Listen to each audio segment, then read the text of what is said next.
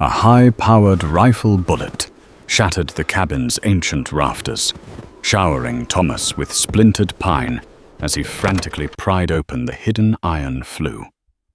Behind him, Clayton Miller raised his gun, entirely unaware that the decaying mattress just inches from his boots concealed a half-century of stolen gold and the very ledgers that could destroy his employer's gubernatorial campaign.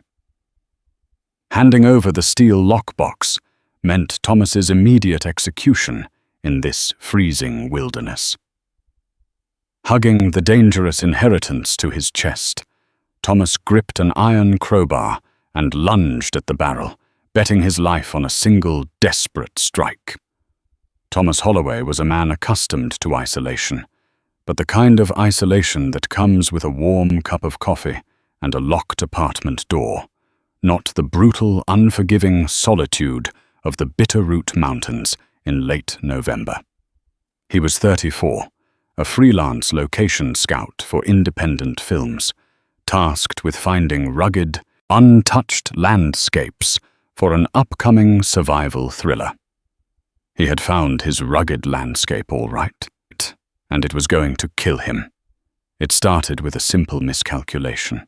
The weather report on his AM radio had predicted a mild dusting of snow, a typical late autumn flurry for western Montana. But weather in the high country doesn't care about meteorologists. By 3:00 p.m., the sky had bruised into a deep, sickly purple. By 3:30 p.m., the snow was falling so thick and fast, it created a disorienting, vertigo-inducing wall of white. Thomas had been driving his 1998 Jeep Cherokee down an unpaved logging road, trying to loop back to the main highway before dusk. Then the radiator hose blew. It was a loud, wet pop, followed by a hissing cloud of steam that instantly froze against his windshield. He sat in the rapidly cooling cab of his vehicle for an hour, hoping a logging truck or a park ranger would pass by. Nobody did.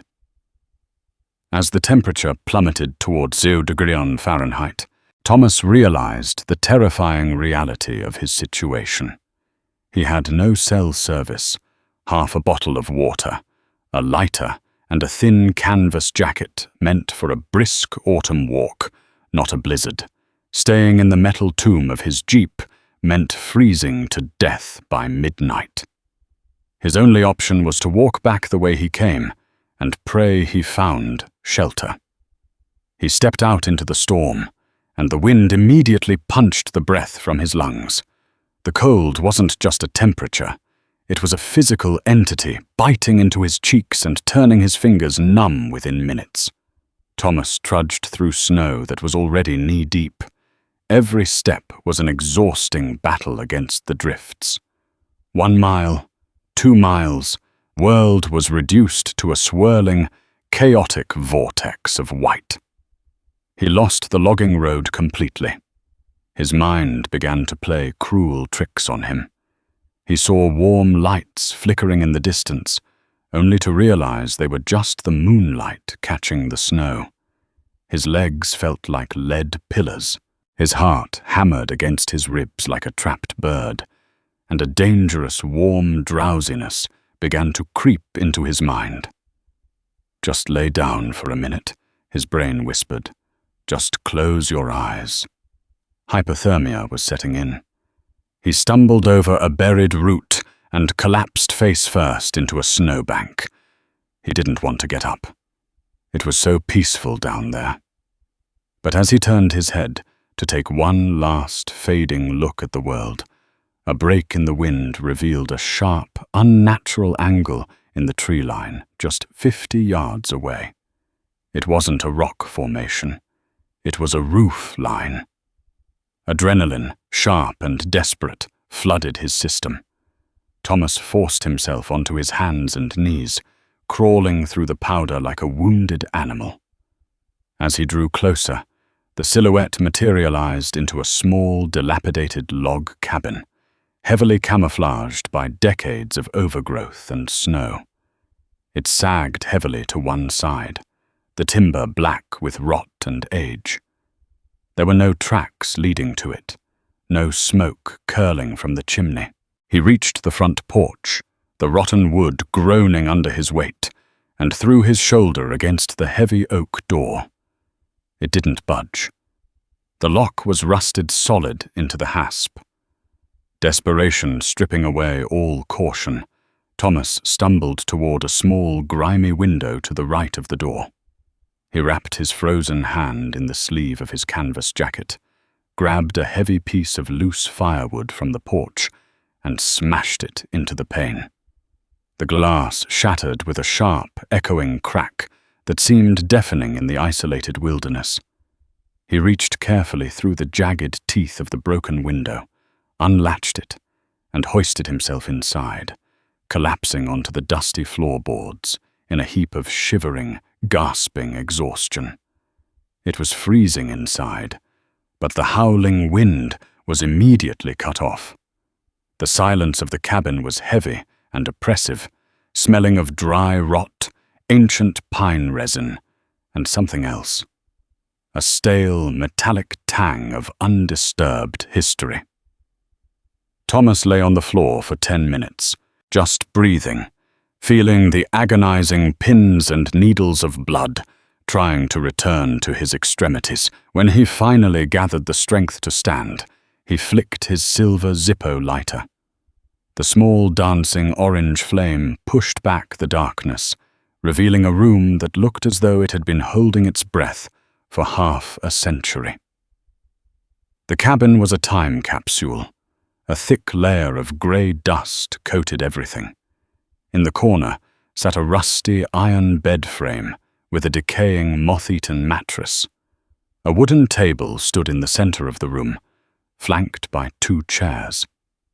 On the table rested an old ceramic coffee percolator and a tin mug, left exactly as they were the day the owner walked out. Against the far wall was a heavy wooden wardrobe, its doors slightly ajar, revealing empty hangers. But Thomas's eyes didn't care about the history. They locked onto the only thing that mattered for his survival. Spanning the entire right wall of the cabin was a massive, beautifully constructed river stone fireplace. If he didn't get a fire going in the next 20 minutes, the shelter of the cabin wouldn't be enough to save him. The ambient temperature inside was still well below freezing, and his wet clothes were siphoning away his core body heat. He limped over to the wooden chairs. Raising his heavy boot, he stomped down on the brittle wood, shattering the legs and back rest into splintered kindling. He gathered old, brittle newspapers that had been stuffed into the cracks of the walls for insulation. Their dates, he briefly noted through his blurred vision, were from 1968. He carried his makeshift fuel to the hearth. The fireplace was deep and cavernous, lined with soot and ash that had turned to a solid black crust over the decades. Thomas knelt on the cold stone hearth, his hands shaking violently as he arranged the paper and the shattered chair wood. He sparked the lighter. Once, twice, the flint caught, and he touched the flame to the yellowed 1968 newspaper. It flared up immediately, casting wild, flickering shadows across the logs of the cabin. But as the flames grew, the cabin quickly began to fill with stinging, acrid smoke. It billowed out into the room, blinding him and sending him into a fit of violent coughing. The flu, he realized, panicking. The chimney damper is closed. If he couldn't open it, he would have to put the fire out or suffocate. He grabbed a thick branch from the chair and reached up into the dark, soot-stained throat of the chimney, blindly feeling for the iron lever that would open the damper. His stick scraped against the cold iron of the flue. He pushed, trying to pry it open, but it was rusted shut. Swearing through chattering teeth, Thomas dropped the stick and wrapped his jacket sleeve around his hand. He thrust his arm directly up into the cold, filthy chimney, ignoring the soot raining down on his face, searching for the lever with his bare fingers.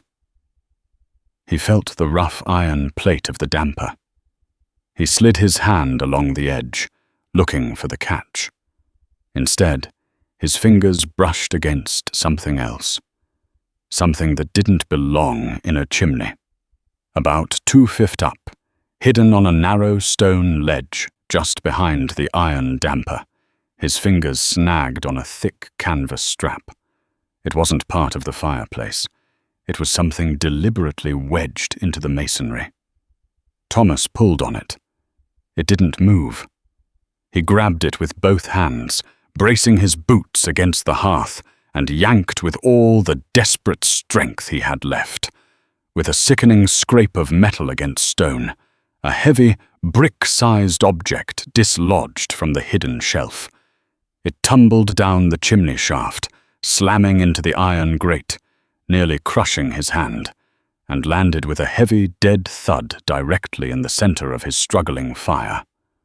Thomas scrambled backward, coughing on the smoke, staring at the object now smothering his flames. He grabbed his broken stick and quickly rolled the heavy object out of the fire and onto the stone hearth before it could burn. As the smoke began to slowly filter out through the broken window, Thomas knelt beside his discovery, his shivering momentarily forgotten. It was a heavy steel lockbox about the size of a large dictionary. It was wrapped tightly in a heavy, fire-resistant cloth, asbestos most likely, given the era, which was charred and blackened on the outside, but had perfectly preserved the box within. The leather strap he had pulled was riveted to the cloth wrapping, designed as a handle to retrieve it from the hidden chimney shelf. Thomas stared at it. The primal need for warmth warred with intense, sudden curiosity. Who hides a lockbox inside a chimney in the middle of the Montana wilderness? He looked back at the fire. The flames, freed from the heavy box, were finally catching the wood, and a small, merciful wave of heat began to radiate outward. He could breathe. I was going to live. He turned his attention back to the box.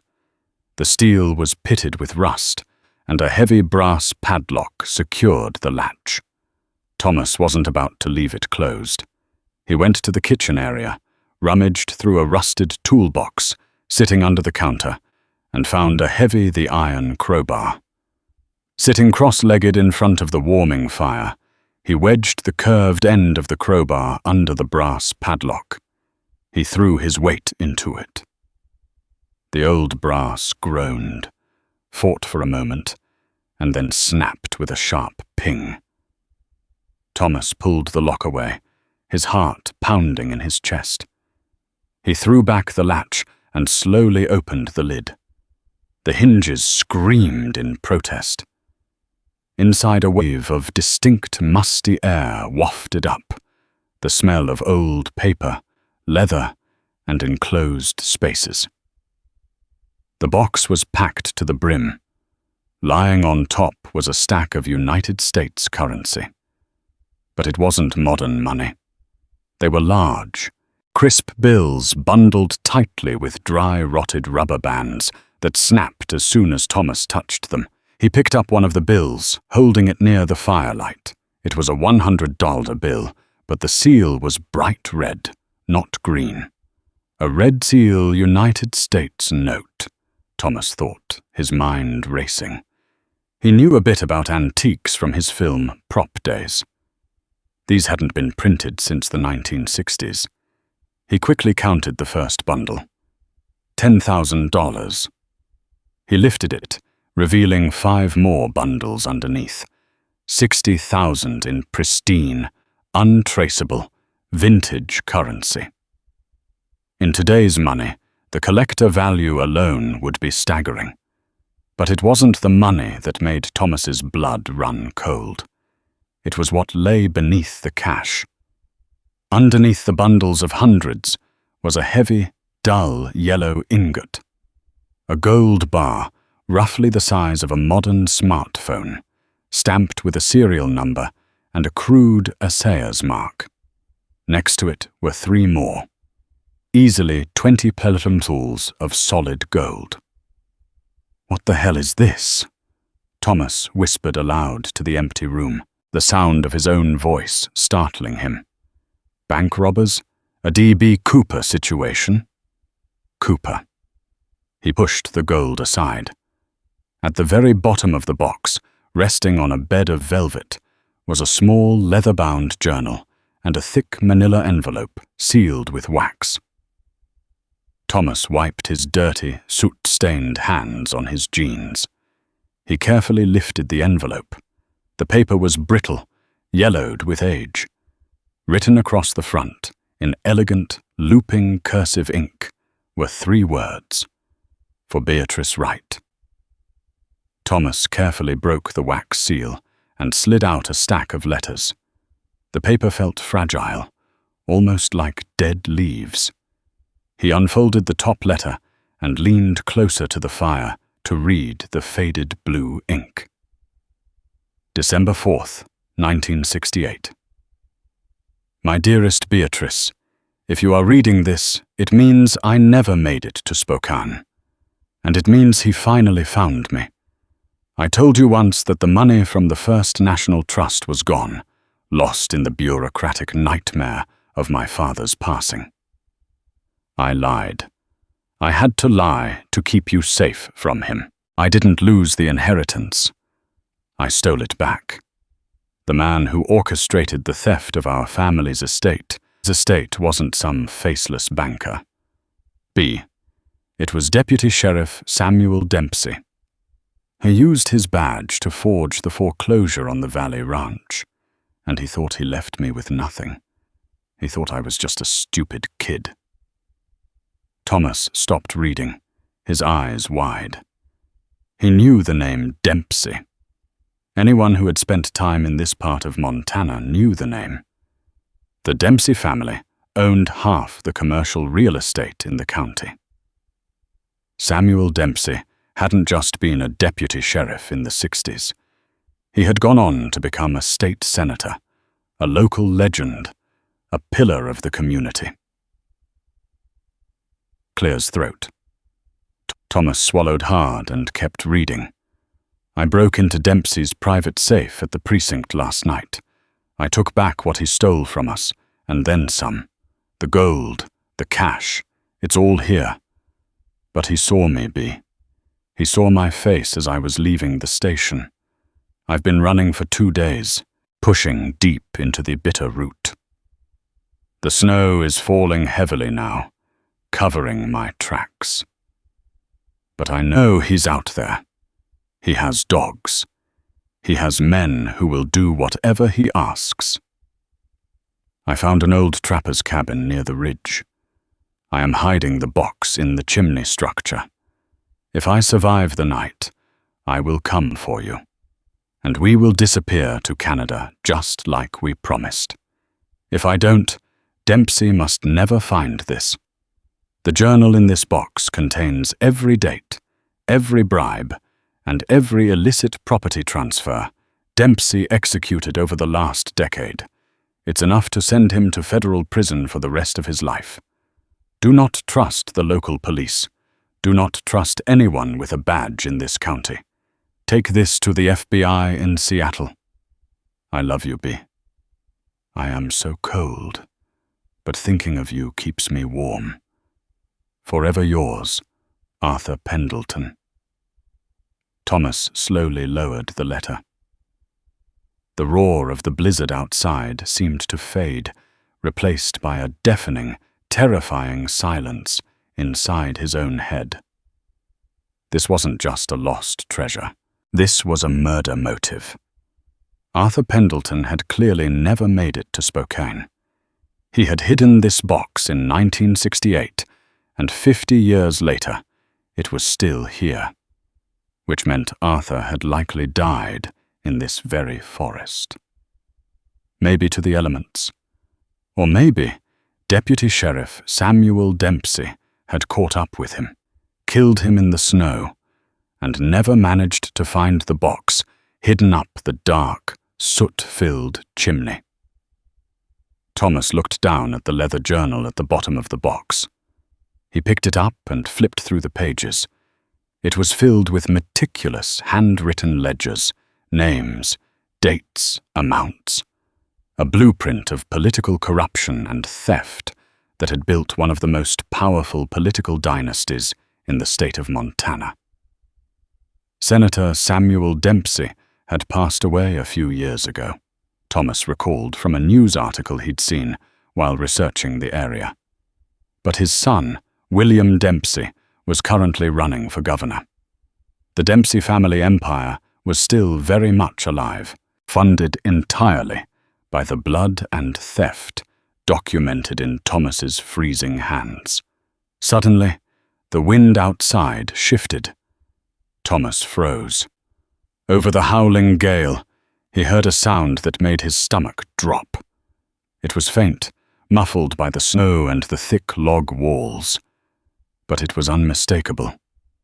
The heavy mechanical crunch, crunch, crunch of snowmobile tracks moving slowly, deliberately toward the cabin. Thomas snapped the lockbox shut. It wasn't just a stranded hiker anymore. He was sitting on a 50-year-old crime scene, holding the match that could burn down the most powerful family in the state. And out in the storm, someone was coming. The mechanical growl of the engine cut entirely, leaving a heavy, suffocating silence in its wake. Thomas's heart hammered against his ribs. He had seconds. He shoved the gold, the cash, the journal, and the letters back into the steel lockbox and slammed the lid shut. Looking wildly around the dimly lit cabin, his eyes landed on the rusted iron bed frame in the corner. He dragged the heavy box across the dusty floorboards, shoved it deep underneath the moth-eaten mattress, and kicked a pile of ancient, rotting canvas tarps over it. He had barely stood up and brushed the soot from his jeans when heavy boots crunched onto the front porch. The door handle rattled aggressively. Finding it still frozen and rusted shut, the newcomer didn't hesitate. A heavy boot slammed against the wood just below the handle. The ancient hinges splintered and the door burst open, sending a swirl of violent white snow into the cabin. A massive figure stepped through the frame, ducking under the low clearance. He was completely obscured by a heavy fur-lined parka, a black neoprene face mask, and snow goggles. He carried a high-powered hunting rifle slung casually over his right shoulder. Thomas backed away slowly, instinctively gripping the heavy iron crowbar he had used to break the padlock. The man pulled down his face mask and pushed up his goggles, revealing a square, weathered face and cold, assessing eyes. He didn't look like search and rescue. He looked entirely too calm for a man who had just kicked down a door in a blizzard. "Hell of a night for a hike, friend," the man said, his voice a low, gravelly drawl. He stepped further inside, kicking the broken door shut behind him to block the wind. He unslung the rifle, holding it loosely in both hands. "Saw the smoke from the ridge. You're lucky I was out running the perimeter." "My jeep broke down a few miles back," Thomas said, forcing his voice to remain steady. "I was just trying to survive the night. I didn't mean to trespass." "Oh, you're trespassing all right," the man said, taking a slow look around the cabin. "This whole valley is private property, Dempsey and mining. I'm Clayton Miller, head of security for the family." Thomas's blood ran cold. Dempsey. "I'll pay for the broken window and the door," Thomas offered, taking another subtle step back toward the bed. "If you could just give me a ride to the nearest highway." Miller wasn't listening. His eyes were tracing the room, taking in the splintered chairs, the blazing fire, and finally, resting on the stone hearth. Thomas realized his fatal mistake. Sitting plainly on the grey stone, illuminated by the dancing firelight, was the heavy, snapped brass padlock, completely free of dust. Right next to it was the charred asbestos cloth that had wrapped the hidden box for 50 years. Miller's gaze locked onto the padlock. The casual, friendly demeanor vanished instantly, replaced by a rigid, dangerous tension. The Dempsey family knew about the missing money. They knew Arthur Pendleton had stolen the ledgers, and they had likely been looking for this exact cabin for decades. "You found something?" Miller said softly, his thumb shifting to click the safety off his rifle. The metallic snick echoed loudly in the small room. "I don't know what you're talking about," Thomas lied, his grip tightening on the crowbar behind his back. "Don't play stupid," Miller growled, raising the barrel of the rifle toward Thomas's chest. "Senator Dempsey spent a fortune sending crews into these woods trying to find Pendleton's stash before he died. Mr. William Dempsey wants it found before the gubernatorial election. Now I'm going to ask you once, where is the box?" Thomas stared down the black barrel of the rifle. He knew with terrifying clarity that handing over the lockbox meant his immediate execution. He would become just another tragedy of the Bitterroot Mountains. It's up in the chimney," Thomas stammered. He raised his left hand in a slow, trembling surrender, keeping his right hand firmly wrapped around the iron crowbar, concealed behind his leg. "On a ledge. I couldn't pull it down." Miller frowned. His eyes darted toward the roaring hearth for a fraction of a second. It was the only opening Thomas would get. He lunged, swinging the heavy iron crowbar upward with desperate adrenaline-fueled strength. Thomas smashed the curved end into the underside of the rifle barrel. The weapon jerked violently upward just as Miller's finger contracted. The deafening crack of a gunshot shattered the cabin ceiling, raining splintered wood and snow down upon them. Before the enforcer could recover, Thomas kicked out, burying his heavy winter boot into Miller's knee. The massive man roared in pain, stumbling backward and crashing through the decaying wooden table. Thomas dove towards the bed, ripped the heavy canvas tarps aside, and grabbed the lockbox's thick leather strap. Hugging the cold steel against his chest, he scrambled toward the shattered doorway. "You're dead," Miller bellowed, untangling himself from the splintered wood and racking the bolt of his rifle. Thomas threw himself into the blinding chaos of the blizzard. The snowmobile idled just 10 feet away, its headlight cutting a singular beam through the whiteout. A bullet blasted through the porch post inches from Thomas's ear. He vaulted over the seat, shoved the lockbox between his legs, and slammed the throttle wide open. The heavy treads bit into the deep powder, launching the machine forward. He blindly navigated the treacherous mountain slope, dodging the black silhouettes of pine trees as the wind swallowed Miller's furious shouts. He rode for what felt like hours, his hands frozen into immovable claws, descending the mountain until the trees abruptly parted.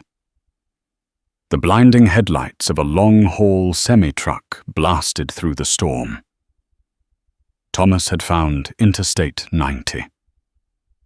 2 days later, Thomas sat in a secure conference room at the Seattle FBI field office following Arthur Pendleton's 50-year-old warning, "Do not trust local badges."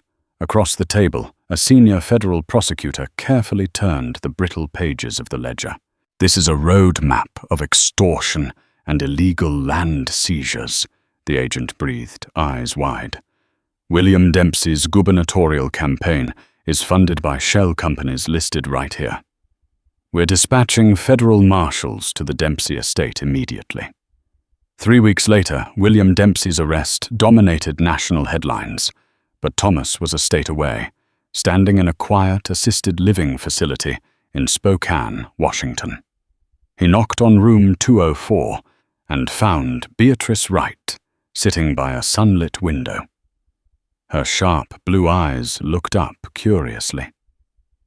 "Beatrice?" Thomas asked gently, kneeling beside her. He placed the faded manila envelope into her frail hands. Beatrice gasped. Her trembling fingers traced the familiar cursive ink she hadn't seen in half a century. Tears spilled down her wrinkled cheeks. "Where did you find this?" "He left it for you," Thomas whispered softly. "He wanted you to know he stopped fighting for you, and he loved you until the end." In the hallway, a heavy duffel bag rested against the wall, holding $60,000 in vintage red seal notes and 20 pesos of gold. The Dempsey Empire had fallen, and a 50-year-old promise was finally fulfilled. What would you do if you were trapped in a blizzard with a 50-year-old million-dollar secret? Drop a comment below with your survival strategy. If this cold case mystery gave you chills, hit that like button. Share this story with your true crime-obsessed friends. And don't forget to subscribe with notifications turned on so you never miss the thrilling conclusion of our hidden treasure dramas. Stay warm, stay safe, and keep exploring.